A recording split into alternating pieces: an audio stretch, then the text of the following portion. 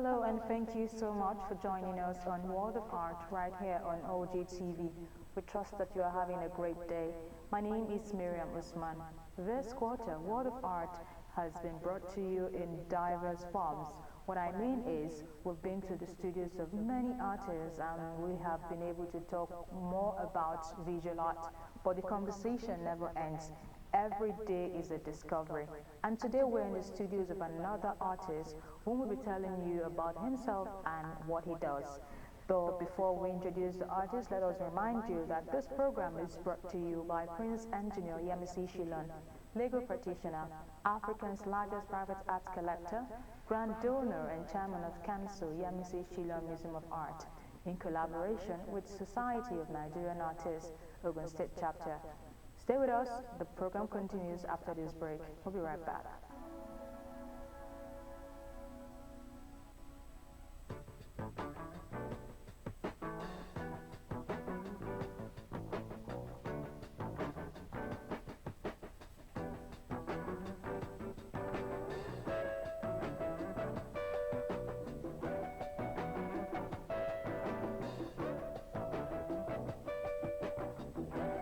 Welcome back. You are still watching World of Art right here on OGTV.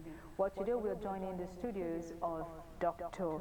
Geoffrey Aroyemu right here in Abeokuta. Thank you so much for having us on the program today.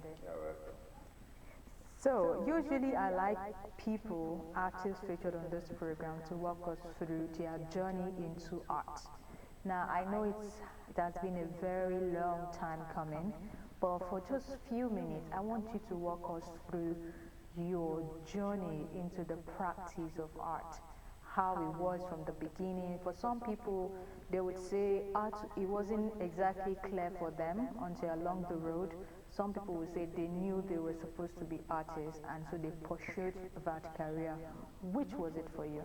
Well, I think the former, when we were exposed to art, I would say, let's say from the secondary school, though from the primary school, I was carrying on and I never knew it was related to art. At the secondary school, too, there were no guidance and counselor there. So any subject that just caught our fancy, we just took. It was chemistry, it was physics, it was mathematics, it was Latin, it was French, we were just doing the history. Unfortunately for us, too, the art teacher was not a regular staff, I would say. So we never knew what art was. Once you could draw, you say, this is an artist, this could be an artist. So you could draw from secondary school? Yes, secondary school, I could draw. So it was like what I took for granted. So it wasn't, artists were not seen as people that were serious at that time. So I think it was like a, how do I call it now? A plaything. You have done the serious subject, so you want to relax. So you just do some drawings. I can draw, that's all. So people were, those people were, so until when it was final year, he didn't like the physics teacher, he was so harsh, dropped that one. Latin, people don't pass it, well, drop that. Okay, let's put something. That was very fine, I think. So I just did it, just to complete the subject and everything. But they thought I was going to read medicine or pharmacy. So that was how the journey actually started. I think yours is quite inspirational. You weren't certain, but you knew you had this talent. Yes. But at the end of the day, you studied it. You are a retired lecturer. Walk us through it all, sir. What course I taught? Yes. I taught graphics and art history. So how was it like, being a teacher or being a lecturer of art? You mentioned that in those days, people do not see art as that serious. It was something they see as, secondary or second to the main top courses then. But what of now? Do you see that as the same attitude? I mean, you have first-hand information as to the attitude of people towards learning of art. Well, thank you very much. I think before I talk on that, I think my experience as an undergraduate will be relevant here. Because that was where I was first exposed to real art. In the studio, I saw a senior colleague, that is a senior student, just go down. That is, he was fainting in the studio. He was collapsing out of exhaustion. Said, so this is art? Then I started seeing other dimensions. So it was then. Unfortunately, did it discourage you? No, it didn't. I was determined. Okay, you know the interview now. No, I had failed it because, and I was forced to do. They wanted me to be a medical doctor.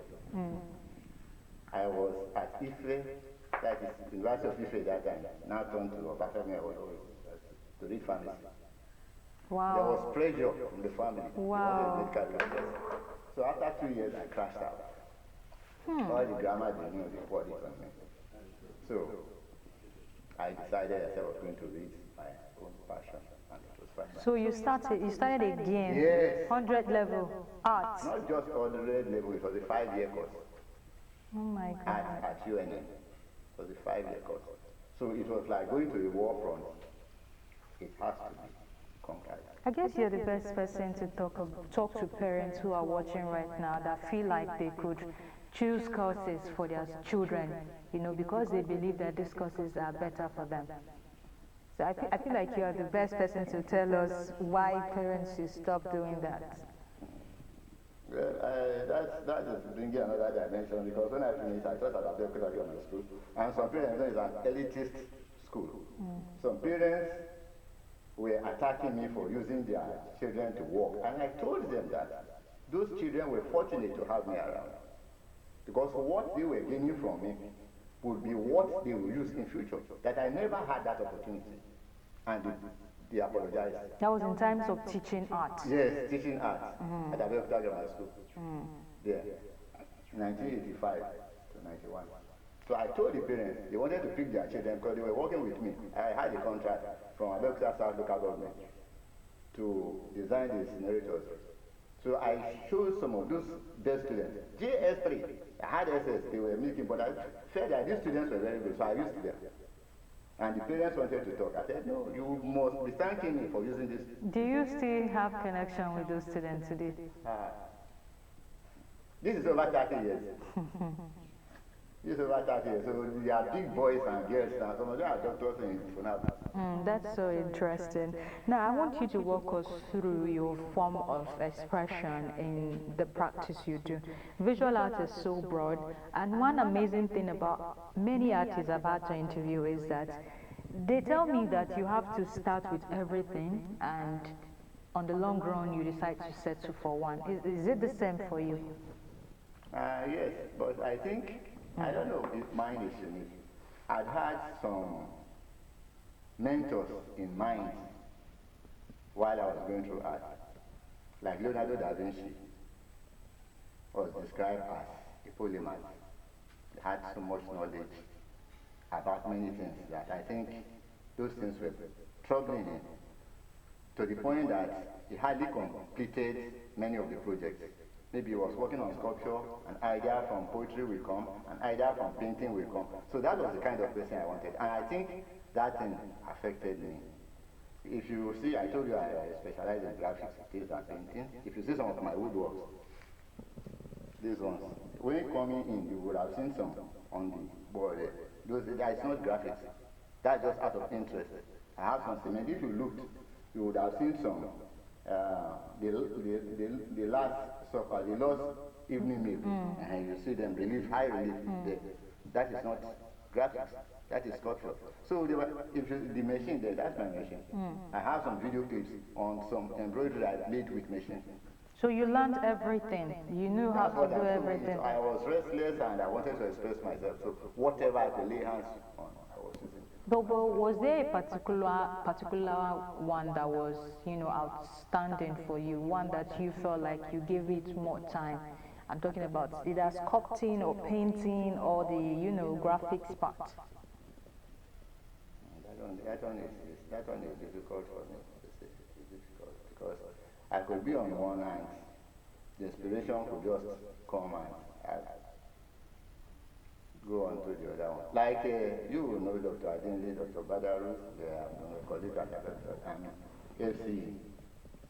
introduced me to some woodwork by this Rocky Passion. And, you know, I was at his place. Here now, the other person who interviewed me here asked me to bring my machines are there, about 12 electric powered machines for wood. And those machines are still yearning for expression. So what would I do? I want to print. I have charcoal, this thing, many of them in London. I'll be doing that. Maybe I say, these machines are there, they will get back. And I'll get wood. So I work on them. So I cannot see which one. All right, let's talk about wood now. You've mentioned wood a couple of times, and we have behind us some sculptures. I know this is made of wood, but I don't know of this. I'm not sure. This is fiberglass. Fiberglass. But now let's talk about wood carving for sculpting. Walk us through the process. How do you do it? Wood, first and foremost, we get the wood from the sawmill. Then we plane it. I have manual plane, I have electric plane. So I plane. The electric plane will make it faster. I plane. After planing, then I make some sketches on the wood. After making the sketches, I could use either chisel manually, or I could use the rotor machine, which I also have. So, but the rotor machine is faster. So with that, I could change the beats and bring out various expressions on the wood. Talking about expressions, are there some form of societal reflections you have had to put in your works? Well, yeah, there are. You see, I try to talk generally, you know, about life, mothers taking good care of their children, and all that. But the area that concerns me most, like two artists that I often admire, Akemola Alashekan dead in 1960 to 1972. Then this man still alive, Professor Dili Jegede. They use their art to try to correct the ills or oppressions in the society. That is what I also try to do. So that by the time we are gone, see, this man tried, you know. Could be a lone voice, but I have tried to make sure that the society is a better place than what I met. So that is what I try to use my art. Although other things I will see something of motherhood. That's there's also a reflection of royalty in a lot of your work. Yeah. This looks royal, this looks royal, this too, you know, couple of royalty. And are there reasons why you like to reflect things like this? That's a good question. See, the royalty is there, you know, we should respect our kings and all that. But sometimes it may not be royalty like this now. In my place, I'm an Ishekiri person. This one, I call it Prince Isheke. At the catafalque. The other one too, Princess. At the catafalque. That one is a special ceremony. When somebody very important dies, people in the family, various families, are asked to bring one person out in the family. And that person is dressed in this special. That is for that occasion. You cannot dress like this again. The person is brought to dress like this. Because once I was made to dress like that. It's in my grandfather's clothes that he left. So the person will appear like this for that special.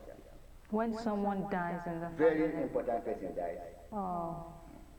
So the person, one person from the family will be brought to dress like this. What is this tradition called in Ishekiri? Kweke. So they will dress like this. Is this still in Yes, days? when they look for those dresses and bring them out. Not common this thing, not common. The common man must not put on this. Must not. Outside that, must not. This is meant for the chief. These are meant for the chief. The I wouldn't do it. And even the person cannot dress like this outside that day. No, that's it. Outside that day. It's meant for this. Because it has implications. Let's talk about these wood carvings that we have in front of us. I'm telling you, a lot of people have had to read so much meaning to sculpture works like this. In fact, if you give somebody something like this, as beautiful as this looks, if they do not understand art or appreciate art, they might call this demonic. They might call it names, and this is just an amazing work of art that tells so much story, which is one of the reasons why we always have this conversation on this program, to educate people more of art and also help them to understand that sculpted work are not demonic. So I want you to talk on that aspect as an artist. Yes, fortunately, I think as we are getting enlightened artists that are also, do I say spiritually inclined, that is, some artists are Christians, some of them are also Muslims. I remember there was somebody, a Muslim lecturer, retired now also, came to FC, was doing supervision, was trying to condemn us. I showed him references in books written by colleagues, and he appreciated what I was saying. So he is a Muslim, I'm a Christian, but we have our religious inclinations. So with that, it was, and unfortunately for him, he's also a sculptor himself, retired now. So he's a sculptor. So if he's condemning three-dimensional works, artworks, then, because it's against his religion, then he has also contradicted himself. So he agreed with me, and he has been doing that. So we that are also Christians, we try to educate them that it is not a totem or something that people worship, but it is in a way a documentation or reminder. Because with time, I used to say that, although some people used to joke that artists have two types of children. One, the one they produce, they create during the daytime, and the one they create at night. The ones, unfortunately or unfortunately, the ones that are created during the day, which are just artwork, we outlive us. That is the truth. I mean, we have the Benin bronze to date that, puts Nigeria on the map, and we do not even know the person behind that work.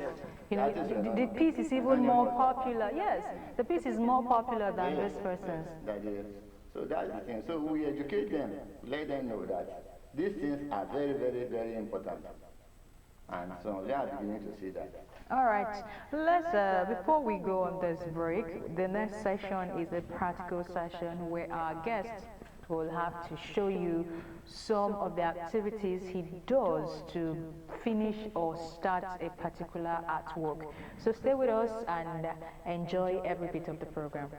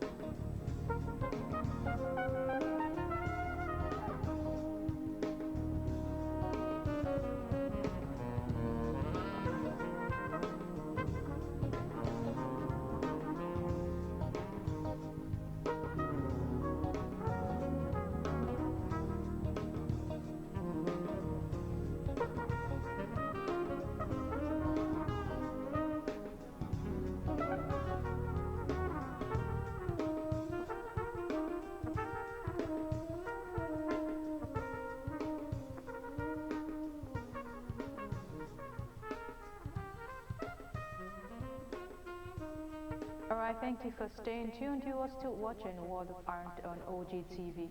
Well, we took you on a practical session before now of how Dr. Geoffrey Aroyanwu takes or does his work, and now we have to leave. But you drew a piece of artwork before now.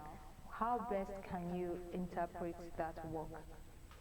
That was what I was trying to consider. But in a way, I would say the work there reflects how I feel and how many people feel in the society. I'm not a politician, but then I feel what happens everywhere. We have had two political parties. The umbrella represents the one we know. The broom represents the one we know. But we can see that we are not feeling the positive impact of them around. That is what I've expressed in a nutshell, so I don't get myself into. All right. The broom is, by that I think the broom is, I mean the umbrella is torn, it's looking weak and all that. The broom is fragile and I don't think you can swim very well. All right. Thank you so much for walking us through that. Now we have to go, and before we go, I want you to say something to our sponsor, Prince Engineer Yemisi Shilon, and also Society of Nigerian Artists, but particularly Prince Shilon for his grand commitment to the education of art worldwide. Thank you very much. Prince Engineer Yemisi Shilon cannot be thanked enough. He was one of those people who gave me an award during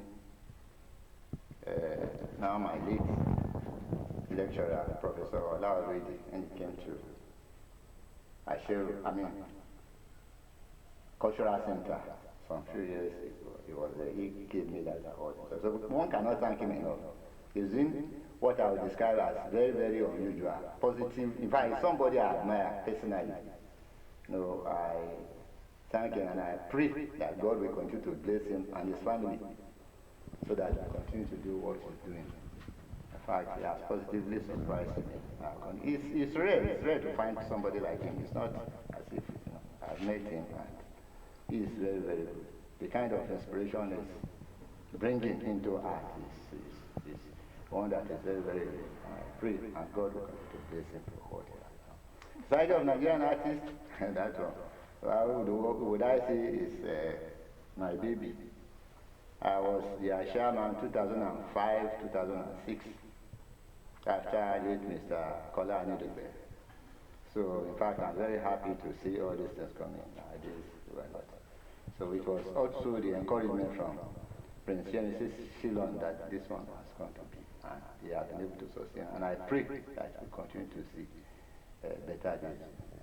Well, thank you so much for that. I do agree that in the advocacy for art, especially in this part of the world, requires more than the ordinary. It requires more efforts, passion, and commitment. And yes, our sponsor has over the years shown that passion and commitment to growing art worldwide. And I understand that the society needs more of people like that in order to make the world a better place through art. I want to say thank you so much for having us on the program today.